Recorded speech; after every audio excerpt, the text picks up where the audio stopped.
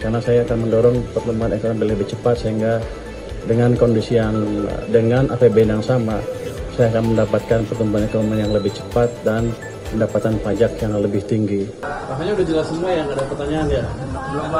Tapi yang pertama saya ingin mengucapkan apresiasi kepada DPR sehingga pembahasan APBN dan anti APBN 2026 berjalan dengan lancar dan mulus, dan di dalamnya ada semua, mungkin nggak maksimal tapi optimal yang bisa menjaga pertumbuhan ekonomi dan menjaga stabilitas di seluruh masyarakat kita.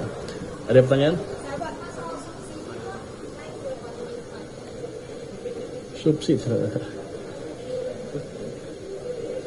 Subsidi saya lupa angkanya, tapi berapa?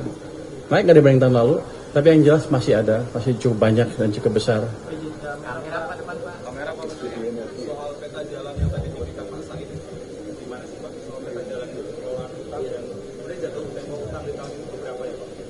Oh, kalau kita lihat kan ada yang dari Demokrat kalau nggak salah bilang kan harus di manage secara countercyclical.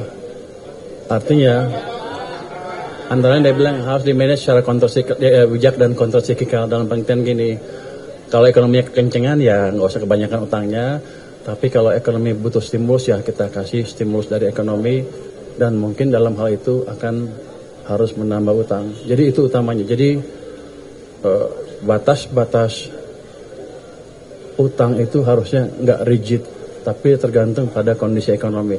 Tapi kalau saya lihat ke depan, harusnya kita nggak akan terpaksa menambahkan utang lebih, karena saya akan mendorong pertumbuhan ekonomi lebih cepat sehingga dengan kondisi dengan APBN yang sama, saya akan mendapatkan pertumbuhan ekonomi yang lebih cepat dan pendapatan pajak yang lebih tinggi.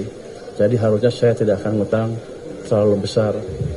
Mungkin saya perkirakan ada kemungkinan utang yang saya terbitkan tidak akan sebesar yang ada di APBN. Nanti kita lihat semester pertama tahun depan gimana realisasi pertumbuhan ekonominya. Saya pikir dengan memanage uang yang betul, yang baik, di mana uang pemerintah tidak mengganggu ekonomi, itu aja udah tambahan sedikit yang signifikan ke pertumbuhan ekonomi dan otomatis ke pendapatan pajak kita.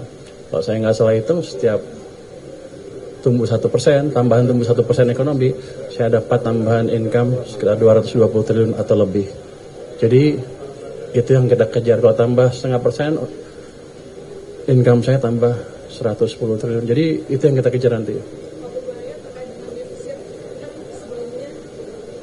Maaf ya, duluan Pak.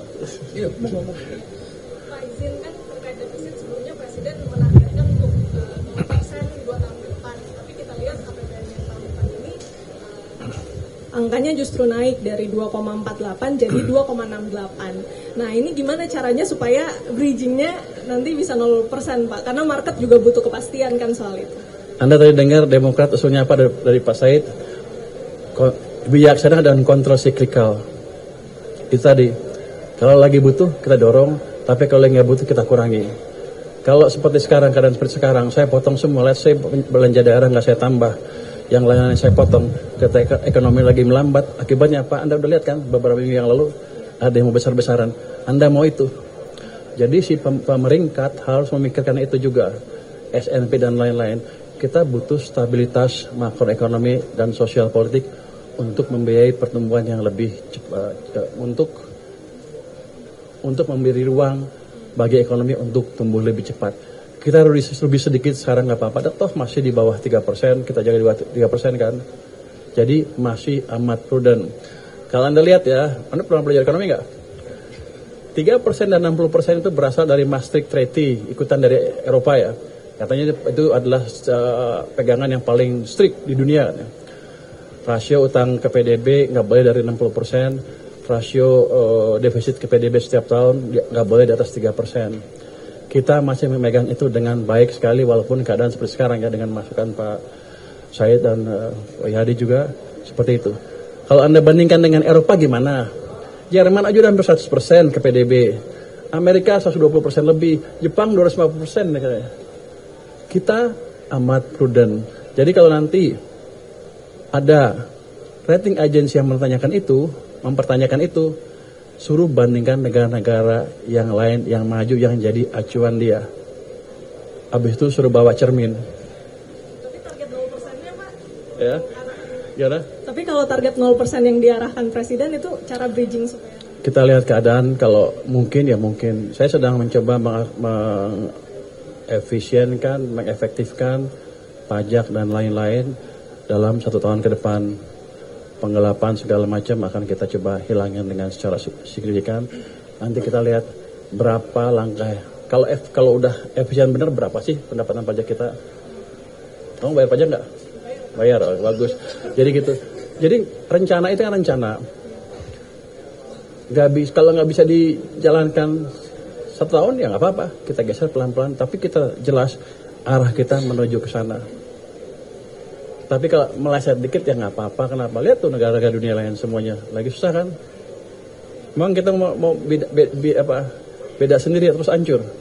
Anda maunya apa? Kalau Anda pilih apa? Nah gitu kan. Jadi harus dukung ya. Just kidding.